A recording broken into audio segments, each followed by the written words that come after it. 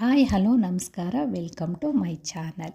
ಇವತ್ತಿನ ರೆಸಿಪಿ ಚಪಾತಿಗೆ ನುಗ್ಗೆ ಸೊಪ್ಪು ಆಲೂಗೆಡ್ಡೆ ಹಾಕಿ ಮಾಡಿರೋ ಚಪಾತಿ, ಎಗ್ ಗ್ರೇವಿ. ನನ್ನ ಮಕ್ಳಿಗಂತೂ ಸಿಕ್ಕಾಬಟ್ಟೆ ಫೇವ್ರೇಟ್ ಇದು.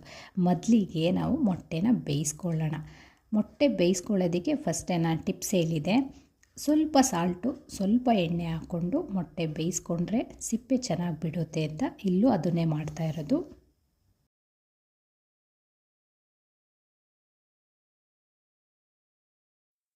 ಚಪಾತಿಗೆ ಆಲೂಗೆಡ್ಡೆನ ಈ ಥರ ಸಿಪ್ಪೆ ತೆಗೆದು ತುರಿದು ಇಟ್ಕೊಬೇಕು. ಈ ಥರ ನೀಟಾಗಿ ಸಿಪ್ಪೆ ತೆಕ್ಕೊಂಡು ವಾಶ್ ಮಾಡಿಕೊಂಡು ತುರಿದು ಇಟ್ಕೊಳ್ಳೋಣ. ಆಲೂಗೆಡ್ಡೆ ತುರ್ಕೊಬೇಕಾದ್ರೆ ಈ ಥರ ಚಿಕ್ಕ ಹೋಲಿರುತ್ತಲ್ಲ, ಆದಷ್ಟು ಅದರಲ್ಲಿ ತುರ್ಕೊಳ್ಳಿ.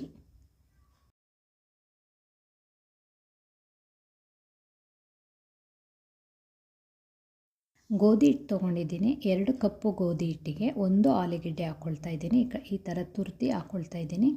ನುಗ್ಗೆ ಸೊಪ್ಪು 1 ಬೌಲು ನುಗ್ಗೆ ಸೊಪ್ಪು ಹಾಕ್ಕೊಳ್ತಾ ಇದ್ದೀನಿ. ಇದನ್ನು ಚೆನ್ನಾಗೆ ಸ್ವಲ್ಪ ಸಾಲ್ಟ್ ಹಾಕ್ಕೊಂಡು ಇದನ್ನು ಚೆನ್ನಾಗಿ ಮಿಕ್ಸ್ ಮಾಡ್ಕೊಳ್ಳಿ. ಕೈಲೇ ಫಸ್ಟು ಮಿಕ್ಸ್ ಮಾಡ್ಕೊಳ್ಳಿ. ನೀರು ತುಂಬ ಬಿಸಿ ಇದೆ, ಅದಕ್ಕೆ ಬೆಚ್ಚನೆ ನೀರು ಹಾಕ್ಕೊಬೇಕು. ಆವಾಗ ಚೆನ್ನಾಗಿ ಸಾಫ್ಟಾಗಿ ಚಪಾತಿ ಬರುತ್ತೆ. ಸೊ ತುಂಬ ಬಿಸಿ ಇರೋದ್ರಿಂದ ಸ್ವಲ್ಪ ತಣ್ಣೀರನ್ನ ಮಿಕ್ಸ್ ಮಾಡಿಕೊಂಡು ಇಟ್ಕೊಂಡಿದ್ದೀನಿ. ನೀರನ್ನ ಈ ಥರ ಚೆನ್ನಾಗಿ ಸಾಫ್ಟಾಗಿದ್ದಾಗಂಗೆ ಕಲಿಸ್ಕೊಂಡು ಆಮೇಲೆ ಸ್ವಲ್ಪ ನೀರು ಹಾಕ್ಕೊಂಡು ಕಲಿಸ್ಕೊಳ್ಳಿ. ಚಪಾತಿ ಅದಕ್ಕೆ ಕಲಿಸ್ಕೊಳ್ಳಿ. ನೀವು ಚಪಾತಿ ಅದಕ್ಕೆ ಕಲಿಸ್ಕೊಳ್ತೀರಲ್ಲ, ಅದೇ ಥರ ಇದು ಕೂಡ ಚಪಾತಿ ಅದಕ್ಕೆ ಕಲಿಸ್ಕೊಳ್ಳಿ.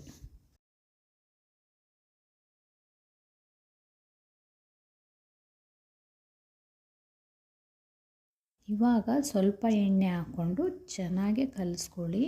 ಸ್ವಲ್ಪ ಈ ಥರ ಕೈಯಲ್ಲಿ ಪ್ರೆಸ್ ಮಾಡ್ತಾ ಕಲಿಸ್ಕೊಳ್ಳೋದ್ರಿಂದ ಚಪಾತಿ ತುಂಬ ಚೆನ್ನಾಗಿ ಸಾಫ್ಟಾಗಿ ಬರುತ್ತೆ, ಯಾವುದೇ ಗಟ್ಟಿ ಆಗಲ್ಲ. ನೋಡಿ ಈ ಥರ ಇನ್ನೊಂದು ಸ್ವಲ್ಪ ಎಣ್ಣೆ ಹಾಕ್ಕೊಂಡು ಈ ಥರ ಒಂದು 10 ಮಿನಿಟ್ಸ್ ಒಂದು ಪ್ಲೇಟ್ ಮುಚ್ಚಿ ಇಟ್ಬಿಡಿ ಒಂದು ಸೈಡು. ನಾವು ಇದನ್ನು ಎಗ್ ಗ್ರೇವಿಗೆ ಮಸಾಲೆ ಮಾಡ್ಕೊಳ್ತಾ ಇರೋದು. ಸ್ವಲ್ಪ ಚಕ್ಕೆ, 1-3 ಲವಂಗ, ಕಾಳುಮೆಣಸು, ಶುಂಠಿ, ಹಸಿಮೆಣಸಿನ್ಕಾಯಿ ಖಾರಕ್ಕೆ ತಕ್ಕಂತೆ ಹಾಕ್ಕೊಳ್ಳಿ, 1 ಬೆಳ್ಳುಳ್ಳಿ. ಇದೆಲ್ಲ ಸ್ವಲ್ಪ ಫ್ರೈ ಮಾಡ್ಕೊಳ್ಳಿ. ಈ ಥರ ಫ್ರೈ ಮಾಡ್ಕೊಳ್ಳೋದ್ರಿಂದ ಮಸಾಲೆ ತುಂಬ ಟೇಸ್ಟಾಗಿ ಬರುತ್ತೆ. ಒಂದು ಸ್ಪೂನು ಹುರ್ಗಡ್ಲೆ, 1 ಸ್ಪೂನು ಗಸಗಸೆ. ಇದೆಲ್ಲ ಒಂದು 2-3 ಮಿನಿಟ್ಸ್ ಈ ಥರ ಫ್ರೈ ಮಾಡ್ಕೊಳ್ಳಿ. ಮಸಾಲೆ ಹಸಿ ಸ್ಮೆಲ್ ಇರಲ್ಲ. ಈ ಥರ ಫ್ರೈ ಮಾಡ್ಕೊಬೇಕಾದ್ರೆ ಘಮ ಸ್ಮೆಲ್ ಬರ್ತಾ ಇರುತ್ತೆ. 1 ಇಡೀ ಪುದೀನ, ಸ್ವಲ್ಪ ಕೊತ್ತಂಬರಿ. ಇದೆಲ್ಲ 2 ಮಿನಿಟ್ಸ್ ಆದಮೇಲೆ ಸ್ವಲ್ಪ ಆರೋದಕ್ಕೆ ಬಿಡಿ, ಸ್ವಲ್ಪ ತಣ್ಣಗಾಗೋದಕ್ಕೆ ಬಿಡಿ ರುಬ್ಬೋದಕ್ಕೆ. ಇಲ್ಲಿ ಟೊಮೊಟೊ ಹೆಚ್ಕೊಳ್ಳೋಣ. ಟೊಮೊಟೊನ ರುಬ್ಕೊಬೇಕು. ಟೊಮೊಟೊ ತುಂಬ ನೈಸಿಗೆ ರುಬ್ಬಬೇಕು. ಟೊಮೊಟೊನ ನೀರು ಹಾಕಬೇಡಿ. ಟೊಮೊಟೊ ರುಬ್ಬಬೇಕಾದ್ರೆ ನೀರು ಹಾಕಿದ್ರೆ ಟೊಮೊಟೊ ನೀಟಾಗಿ ರುಬ್ಬಲ್ಲ. ನೀರಿಲ್ದೇ ರುಬ್ಬಿದ್ರೆ ನೀವು ಆವಾಗ ತುಂಬ ಸಾಫ್ಟಾಗಿ ಬರುತ್ತೆ ಟೊಮೊಟೊ. ನೋಡಿ ಟೊಮೊಟೊ ರುಬ್ಕೊಂಡಿದ್ದೀವಿ, ಎಷ್ಟು ಸಾಫ್ಟಾಗಿದೆ ಅಲ್ಲ. ಒಂದು ಚೂರು ಗಂಟೆ ಎಲ್ಲೂ ಇಲ್ಲ ಟೊಮೊಟೊದಲ್ಲಿ. ಟೊಮೊಟೊನೂ ಇಲ್ಲ, ಟೊಮೊಟೊ ಪ್ಯೂರ್ ಎಷ್ಟು ಚೆನ್ನಾಗಿ ಬಂದಿದೆ. ಈ ಥರ 1 ಬೌಲು ಟೊಮೊಟೊನ ನಿಮ್ಮನೆ ಎಷ್ಟು ಜನ ಇರ್ತಾರೆ, ನಾನು ಇಲ್ಲಿ ಮಾಡ್ತಿರೋದು 4 ಜನಕ್ಕೆ. ನಿಮ್ಮನೆ ಎಷ್ಟು ಜನ ಇರ್ತಾರೆ ಅದ್ರ ನೋಡಿ ನೀವು ಇಂಗ್ರೀಡಿಯೆಂಟ್ಸ್ ಹಾಕ್ಕೊಳ್ಳಿ. ಜಾಸ್ತಿ ಬೇಕು ಅಂದರೆ ಇದನ್ನು ಹೆಚ್ಚಿಸ್ಕೊಂಡು ಹಾಕ್ಕೊಂಡ್ರೆ ಆಯಿತು, ಆವಾಗ ಗ್ರೇವಿ ಜಾಸ್ತಿ ಆಗುತ್ತೆ. ನೋಡಿ ರುಬ್ಬೇಕಾದ್ರೆ ನಾನಿಲ್ಲಿ ಸಾಲ್ಟ್ ಹಾಕ್ತಾಯಿದ್ದೀನಿ. ನೀವು ಯಾವುದೇ ಹಸಿ ಮಸಾಲೆ ರುಬ್ಬೇಕಾದ್ರೆ ಈ ಥರ ಸಾಲ್ಟ್ ಹಾಕ್ಕೊಂಡ್ರೆ ಕಲ್ಲರ್ ಬದಲಾಗಲ್ಲ. ಸ್ವಲ್ಪ ಗ್ರೀನ್ ಮಸಾಲೆ ಎಲ್ಲ ಬ್ರೌನ್ ಕಲರ್ ಬರುತ್ತಲ್ಲ, ಆ ಥರ ಕಲರ್ ಬದಲಾಗಲ್ಲ. ಕಲರ್ ಡಾರ್ಕಾಗಿ ಇದೇ ಥರ ಇರುತ್ತೆ. ಗೈಸ್ ಇದೊಂದು ಟಿಪ್ಸು. ನೀವು ಹಸಿ ಮಸಾಲೆ ರುಬ್ಬೇಕಾದ್ರೆ ಸ್ವಲ್ಪ ಸಾಲ್ಟ್ ಹಾಕ್ಕೊಂಡು ರುಬ್ಕೊಳ್ಳಿ. ಮೊಟ್ಟೆನ ಇವಾಗ ಬಿಡಿಸ್ಕೊಳ್ತಾ ಇದ್ದೀನಿ. ನೋಡಿ ನಾನು ಸಾಲ್ಟು ಮತ್ತು ಎಣ್ಣೆ ಹಾಕಿರೋದ್ರಿಂದ ಎಲ್ಲೂ ಕೂಡ ಮೊಟ್ಟೆ ಸಿಪ್ಪೆ ಒಡ್ಕೊಂಡಿಲ್ಲ, ಬಿಟ್ಕೊಂಡಿಲ್ಲ. ಹಾಗೆ ನೀಟಾಗಿ ಕೂಡ ಬಿಡಿಸ್ಬೋದು, ಹಾಗೆ ಮೊಟ್ಟೆ ಕೂಡ ಸಾಫ್ಟಾಗಿರುತ್ತೆ. ಇದನ್ನು ಈ ರೀತಿ ಕಟ್ ಮಾಡ್ಕೊಬೇಕು. ಕಟ್ ಮಾಡ್ಕೊಳ್ಳೋದನ್ನು ಫುಲ್ ಕಟ್ ಮಾಡ್ಕೊಬೇಡ, ಕಟ್ ಮಾಡ್ಕೊಳ್ಳೋದಲ್ಲ, ಮೇಲ್ಮೇಲೆ ಈ ಥರ ಮಾಡ್ಕೊಬೇಕು. ಆವಾಗ ಮಸಾಲೆ ಒಳಗಡೆ ಎಲ್ಲ ಚೆನ್ನಾಗಿ ಹಿಡಿಯುತ್ತೆ. ಮೊಟ್ಟೆ ಕೂಡ ಸಪ್ಪೆ ಅನಿಸಲ್ಲ ತಿನ್ನಬೇಕಾದ್ರೆ.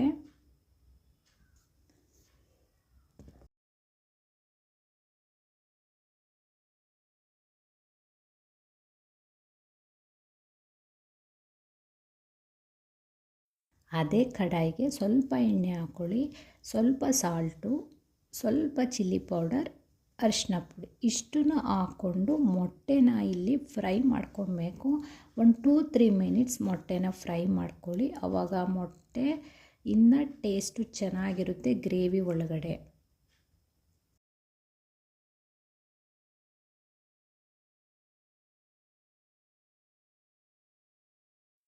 ಇವಾಗ ಆಗಿದೆ, ಒಂದು ಬೌಲ್ಗೆ ಎತ್ತಿಟ್ಕೊಳ್ಳೋಣ. ಎಣ್ಣೆ ಹಾಗೇ ಇರಲಿ. ಅದೇ ಎಣ್ಣೆಗೆ ಈರುಳ್ಳಿ ಹಾಕ್ಕೊಳ್ಳೋಣ. ಈರುಳ್ಳಿ ಒಂದು ಸ್ವಲ್ಪ ಬಾಡಿದ್ಮೇಲೆ ಇವಾಗ ರುಬ್ಬಿರೋಂಥ ಮಸಾಲೆ ಆ್ಯಡ್ ಮಾಡ್ಕೊಬೇಕು. ಮಸಾಲೆ ಹಾಕ್ಕೊಳ್ಳೋಣ. ಇವಾಗಲೇ ನೀರು ಹಾಕ್ಕೊಳಕ್ಕೆ ಹೋಗಬೇಡಿ. 1 ಮಿನಿಟ್ ಈ ಥರ ಚೆನ್ನಾಗಿ ಅದು ಹಸಿ ಸ್ಮೆಲ್ ಹೋಗೋವರೆಗೆ ಇದಾದಮೇಲೆ ಇವಾಗ ಒಂದು ಸ್ವಲ್ಪ ನೀರು ಹಾಕ್ಕೊಳ್ಳಿ. ಸ್ವಲ್ಪನೇ ನೀರು ಹಾಕ್ಕೊಬೇಕು, ಒಂದೇ ಸಲ ಹಾಕ್ಕೊಬೇಡಿ. ಗ್ರೇವಿ ತೆಳ್ಳಗಾದರೆ ಚೆನ್ನಾಗಿರಲ್ಲ. ಚಿಲ್ಲಿ ಪೌಡರ್, ಧನಿಯಾ ಪುಡಿ, ರುಚಿಗೆ ತಕ್ಕಷ್ಟು ಉಪ್ಪನ್ನು ಆ್ಯಡ್ ಮಾಡ್ಕೊಳ್ಳಿ. ಅಲ್ಲಿ ಮೊಟ್ಟೆಗೂ ಹಾಕಿರ್ತೀವಿ, ಇಲ್ಲಿ ಜಾಸ್ತಿ ಹಾಕ್ಕೊಳ್ಳೋದಕ್ಕೆ ಹೋಗ್ಬಿಡಿ, ನೋಡಿ ಆ್ಯಡ್ ಮಾಡ್ಕೊಳ್ಳಿ. ರುಬ್ಬಿರುವಂಥ ಟೊಮೊಟೊ ಈ ಥರ ಗಟ್ಟಿ ಆಯ್ತದೆ ಅಂತ ಗೊತ್ತಾದಾಗ ನೀರನ್ನ ಆ್ಯಡ್ ಮಾಡ್ಕೊಬೇಕು. ಈ ಥರ ಸ್ವಲ್ಪನೇ ನೀರನ್ನ ಆ್ಯಡ್ ಮಾಡ್ಕೊಳ್ಳಿ. ಫುಲ್ ಒಂದೇ ಸಲ ಹಾಕ್ಕೊಂಬಿಟ್ರೆ ಫುಲ್ ತೆಳ್ಳಗಾದ್ರೂ ಗ್ರೇವಿ ಚೆನ್ನಾಗಿರಲ್ಲ. 5 ಮಿನಿಟ್ಸ್ ಕುದಿಯೋದಕ್ಕೆ ಬಿಡಿ. ನೋಡಿ ಈ ಥರ ಎಣ್ಣೆ ಬಿಟ್ಕೊಳ್ಳುತ್ತೆ, ಆವಾಗ ಕುದ್ದಿದೆ ಅಂತ. ಸ್ವಲ್ಪ ಕಸ್ತೂರಿ ಮೆಂತಿನ ಈ ಥರ ಕ್ರಷ್ ಮಾಡಿ ಹಾಕೋದ್ರಿಂದ ಸ್ಮೆಲ್ ಚೆನ್ನಾಗಿರುತ್ತೆ. ಇವಾಗ ಮೊಟ್ಟೆ ಹಾಕ್ಕೊಳ್ತಾಯಿದ್ದೀನಿ. ಮೊಟ್ಟೆ ಹಾಕಿ 5 ಮಿನಿಟ್ಸ್ ಒಂದು ಕುದಿ ಬರಬೇಕು. ಅಲ್ಲಿವರೆಗೆ ಪ್ಲೇಟ್ನ ಕ್ಲೋಸ್ ಮಾಡಿ.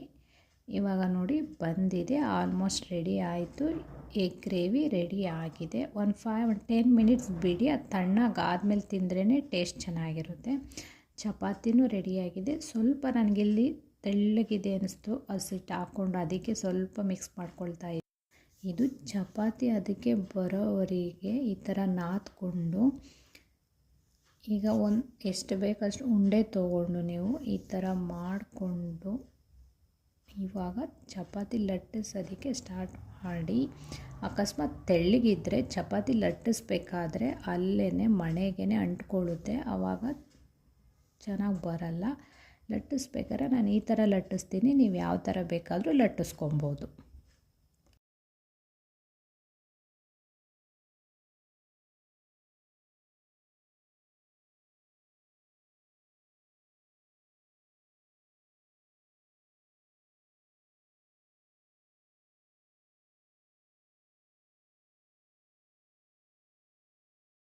ಹೆಂಚು ಚೆನ್ನಾಗಿ ಕಾದ್ಮೇಲೆ ಹಾಕಿ, ಆ ಕಡೆ ಈ ಕಡೆ 2 ಕಡೆನೂ ಚೆನ್ನಾಗಿ ಬೇಯಿಸ್ಕೊಬೇಕು. ಆವಾಗ ಉಬ್ಬುತ್ತೆ ಚಪಾತಿ. ಇಲ್ಲ ಅಂದರೆ ಕಪ್ಪಗಾಗೋದಕ್ಕೂ ಬಿಡಬೇಡಿ, ಅಷ್ಟು ಚೆನ್ನಾಗಿರಲ್ಲ. ನೋಡಿ ಈ ಥರ ಕೈ ಆಡಿಸ್ಕೊಂಡು ಆ ಸೈಡ್ ಈ ಸೈಡ್ 2 ಸೈಡು ಚೆನ್ನಾಗಿ ಬೇಯಿಸ್ಕೊಳ್ಳೋದ್ರಿಂದ ಚಪಾತಿ ಸಾಫ್ಟಾಗಿ ಬರುತ್ತೆ.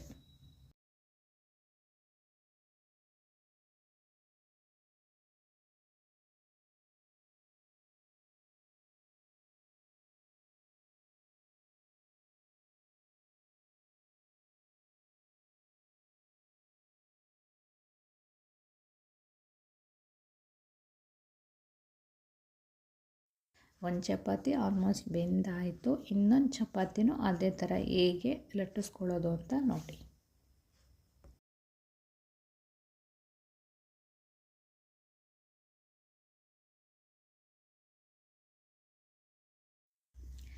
ನಾನು ಲಟ್ಸೋ ಚಪಾತಿ ಇದೇ ಶೇಪಲ್ಲಿ ಬರೋದು. ನೀವು ಈ ಶೇಪಲ್ಲಿ ಬಂದಿದೆಯಲ್ಲ ಚಪಾತಿ ಅಂತ ಅಂದ್ಕೊಬೇಡಿ. ಸೊ ಚಪಾತಿ ಯಾವ ಶೇಪಲ್ಲಿ ಬಂದ್ರೂ ಆಗೋದು ಇಂಪಾರ್ಟೆಂಟು. ಸೊ ನನಗೆ ಈ ಶೇಪಲ್ಲಿ ಬಂದಿದೆ. ನಿಮಗೆ ರೌಂಡ್ ಶೇಪಲ್ಲಿ ಬಂದ್ರೂ ಇನ್ನೂ ಚೆನ್ನಾಗಿರುತ್ತೆ. ಒಂದು ಸಲ ಟ್ರೈ ಮಾಡಿ ನೋಡಿ. ನೀವು ಬರೀ ಚಪಾತಿ ತಿನ್ನೋದ್ರಿಂದ ಅದು ಸಪ್ಪೆ ಅನ್ನಿಸ್ತಾ ಇರುತ್ತೆ. ಈ ಥರ ಮಾಡ್ಕೊಂಡು ತಿನ್ನೋದ್ರಿಂದ ತುಂಬ ಚೆನ್ನಾಗಿರುತ್ತೆ, ಟೇಸ್ಟು ಆಗಿರುತ್ತೆ. ಮಕ್ಕಳು ಕೂಡ ಸೊಪ್ಪು ತರಕಾರಿ ಎಲ್ಲ ತಿಂತಾರೆ. ಫೈನಲಿ ರೆಡಿ ಆಯಿತು. ಗೈಸ್, ಯಾರೆಲ್ಲ ವಿಡಿಯೋ ನೋಡ್ತಾ ಇದ್ದೀರಾ ಒಂದು ಸಲ ಟ್ರೈ ಮಾಡಿ ನೋಡಿ, ಹೇಗಿತ್ತು ಅಂತ ಕಮೆಂಟ್ ಮಾಡಿ. ನಮ್ಮ ಚಾನಲ್ ಸಬ್ಸ್ಕ್ರೈಬ್ ಮಾಡಿ.